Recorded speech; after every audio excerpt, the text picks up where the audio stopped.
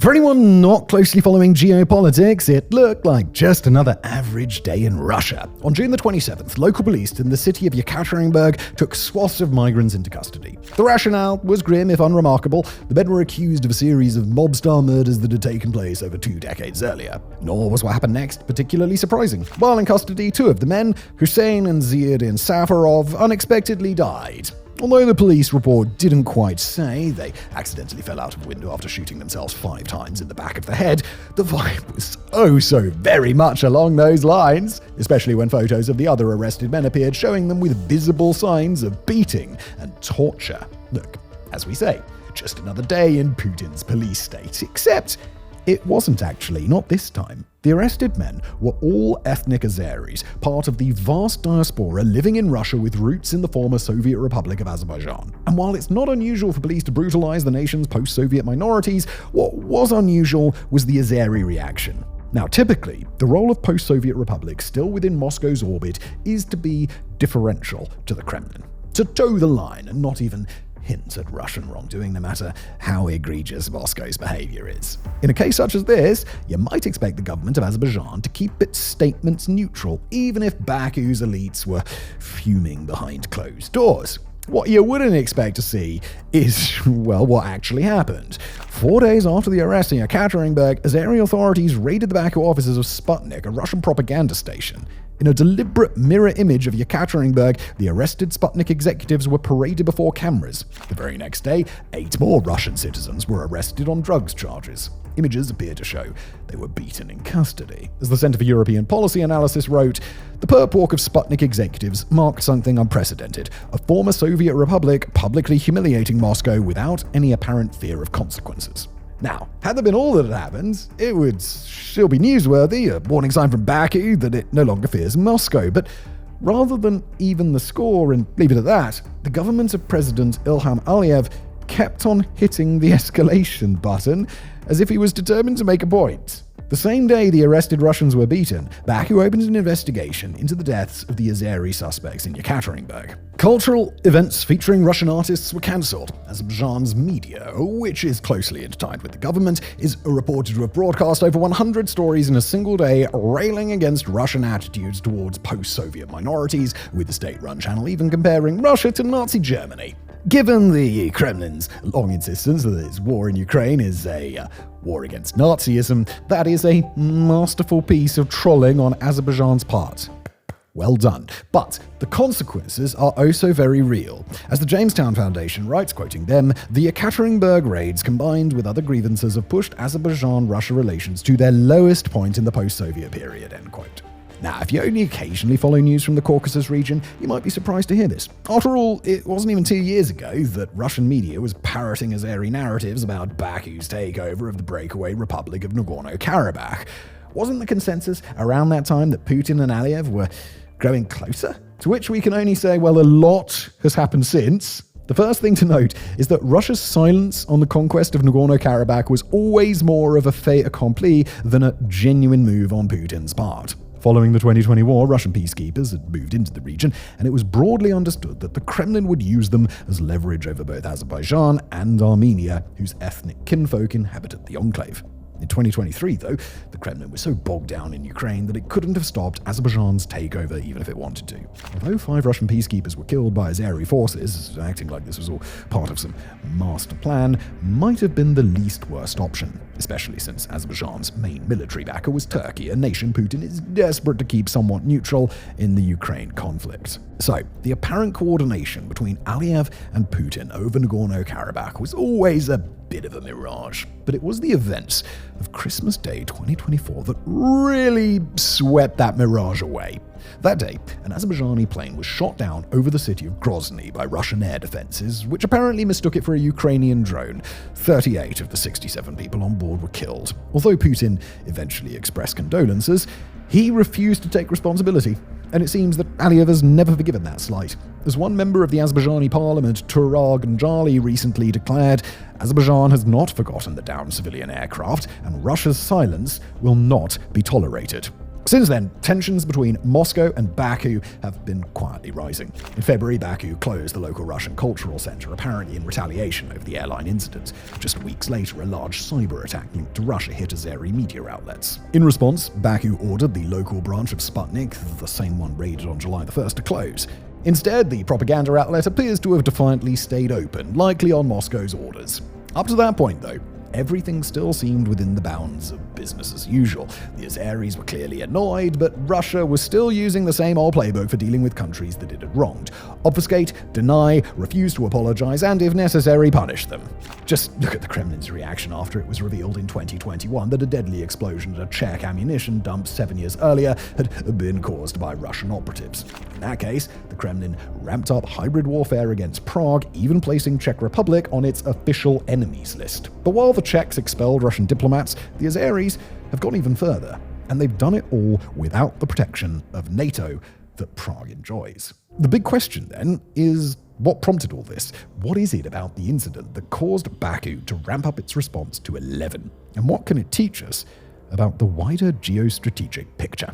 Well, the first thing to note is it shows just how low Moscow's stock has sunk in parts of the post-Soviet space. 5 years ago, it would have been unthinkable for Azerbaijan to so openly stand up to its former colonizer. After all, it was Russia's intervention that halted the 2020 Nagorno-Karabakh war short of a total Azeri victory. But now?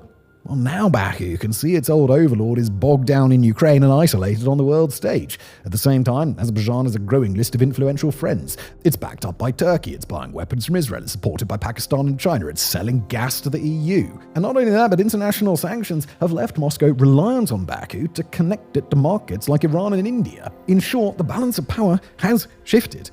But the Kremlin just refuses to recognize that. And there's nothing more aggravating than someone on an equal level treating you as an underling, or as Tsar Shiryev of the Carnegie Russia Eurasia Center told the New York Times, Russia seems to want a relationship like it has with Belarus, dependence on Moscow, political loyalty, and accepting Russia as the senior partner. But Azerbaijan doesn't see it that way. It wants equal, respectful relations. End quote.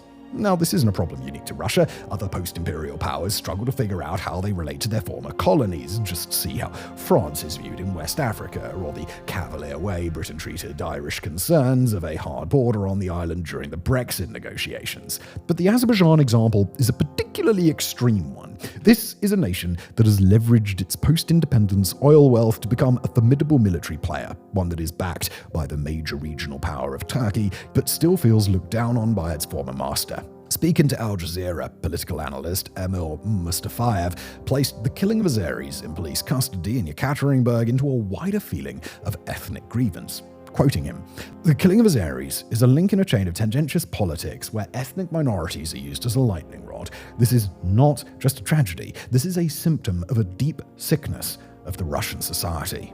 End quote. Of course, we don't want to give the impression that issues of respect are the only factors. Rather than an emotional reaction to the Kremlin's overreach, some analysts instead see in Baku's actions a far more calculated ploy. Carnegie Politica, for example, ran a piece suggesting that Aliyev may simply be trying to see what concessions he can extract from Putin. As a separate commentary in Middle East Eye points out, Azerbaijan's #1 goal at the moment is the establishment of the Zangezur corridor across Armenia's south, a narrow strip that would link the Azeri mainland with its exclave of Nakhchivan and its ally Turkey. First proposed during the 2020 Nagorno-Karabakh war, the original plan for the corridor was that it would be overseen by Russian peacekeepers. It could be that Aliyev's goal is to force concessions that would cut Moscow out of the process entirely. Alternatively, Aliyev's standing up to Russia could also be PR, a calculated pose to boost his credibility at home and abroad. At home, because Aliyev needs to burnish his strongman image as the protector of all Azeris. Abroad, because Azerbaijan is currently trying to balance between Russia and the West and not seem too close to either. So a very public spat with Putin could endear Aliyev to the Europeans who are buying Azeri gas. As for the wider geostrategic picture, well, the good news is that this is unlikely to escalate into anything resembling out-and-out conflict, even in the diplomatic sense. For all his willingness to thumb his nose at Putin, Aliyev knows that Azerbaijan is still deeply dependent on Russia. The Carnegie piece points out that Russia remains Azerbaijan's biggest market for its agricultural exports, while Baku imports massive amounts of raw materials from its northern neighbor. Azeris living in Russia also send back serious remittances. According to the website Caucasus Watch, nearly $500 million flowed from Russia to Azerbaijan just last year. On the flip side, Putin likewise knows that he can't afford to piss off Baku, if only because truly lashing out would trigger a reaction from Turkey. So don't expect this to blow up into a true, lasting split between Azerbaijan and Russia. Even Aliyev's recent telephone call with Zelensky is probably best understood as a pointed reminder to the Kremlin that the president has options, as opposed to Baku leaping into the Western camp. But just because this will likely soon blow over, doesn't mean the episode is without consequences. From the moment the Soviet Union collapsed, Russia went out of its way to ensure it remained the dominant power among post-Soviet states. In some places like Moldova or Nagorno-Karabakh, that meant fomenting frozen conflicts. In others, like Estonia, it meant trying to destabilize the government with cyber attacks. In others, like Georgia and Ukraine, it meant outright invasion and occupation. In all cases, the unspoken part was that Russia remained the Eurasian superpower. The nation so powerful only a government intent on suicide would stand up to it without the backing of NATO. Today, that's no longer the case. Today, with the 3-day special military operation in Ukraine now well into its 3rd year, it's clearer than ever that Russia is no longer the undefeatable hegemon that it's painted itself as. Dangerous? Yeah. Brutal? Oh, exceptionally so. But a force all post-Soviet nations, bar the lucky few in NATO, need to prostrate themselves before? Not even close.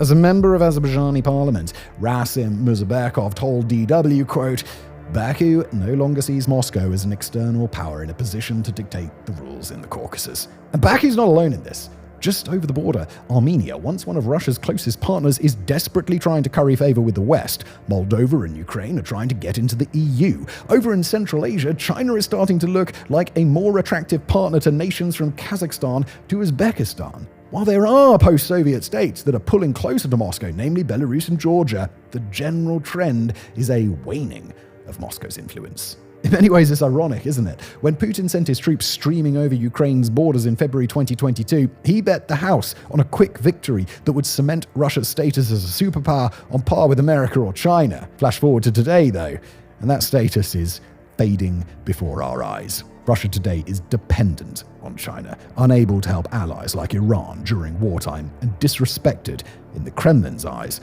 by upstart former colonies like Azerbaijan. All that's left is for Putin to try and burn the house down, killing Ukrainians on a vast scale, as if body count alone is what makes a nation respected. As the Center for European Policy Analysis writes, and we'll quote them, "Power is as much about perception as reality. When Azerbaijan can arrest Russian state media leadership and parade them on television, when this generates not Russian tanks, but Russian excuses, everyone watching understands the new reality."